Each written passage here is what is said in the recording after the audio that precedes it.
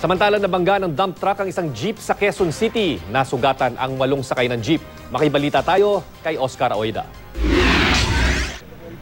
8 sakay ng isang pampasaherong jeep ang sugatan, kabilang isang buntis, nang tumbukin sila ng isang rumaragas ng dump truck sa bahaging ito ng Quezon Avenue, kanto ng Roosevelt sa Quezon City, pasado alas 2 sa madaling araw. Sa lakas ng pagkakasalpok, tumilapo ng ilang metro ang jeep. Kwento tuloy ng mga pasahero, dinaigban nila ang mga damit na nilalaban sa loob ng isang washing machine. Akala po namin mahuhulog kami lahat.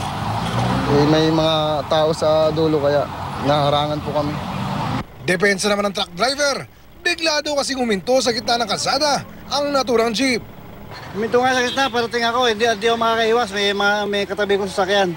Pero ayon sa mga pasahero ng jeep, sadya raw napakatuloy ng takbo ng nakabangga sa kanilang truck. Umaandar pa kami, bigla po malakas po, mabilis talaga po yung andar niya. Pagsalpok? Hanggang dyan po kami umabot. Inaalam na ng mga otoridad ang pananagutan ng truck driver sa aksidente. Oscar Oida, GMA News.